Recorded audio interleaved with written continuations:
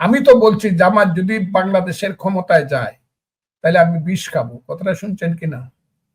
আমি বিষ খাবো, এই কথাটা কেউ বলে নাই। এত তখন সবাই মনে করতো জামাত ক্ষমতায় যাচ্ছে। আমি বলছি আমি বিষ খাবো, কারণ আমি এত দৃঢ় প্রতিজ্ঞ ছিলাম এবং কঠিন ছিলাম, এবং ইতিহাসের ব্যাপারে আমি এত বেশি বিশ্বাসী ছিলাম যে বাংলাদেশে মুক্তিযুদ্ধ পরাজিত হইতে পারে না।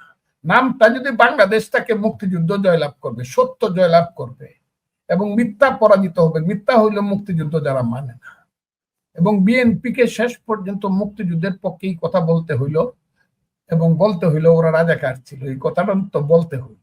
কাজে ইলেকশনটা কিন্তু এই জায়গাতে গিয়ে দাঁড়ায় গেছিল। মানুষ মনে করছে রাজাকাররা আসাচ্ছে বিএনপি কে, না হইলে এই দেশের যে হিন্দু সমাজের ভোট আছে 1 কোটির মতো, 60 লক্ষ ভোট কাস্ট। যদি আপনি ভোটের হিসাব ধরেন যে 60 লক্ষ ভোট, আমার মনে হয় আরো বেশি, হিন্দুদের ভোটটা কাস্ট বেশি হয়। 60 লক্ষ ভোটের মধ্যে মিনিমাম 59 লক্ষ ভোট তো দানে শেষে। আমার কথাটা খুব বুঝার চেষ্টা করেন।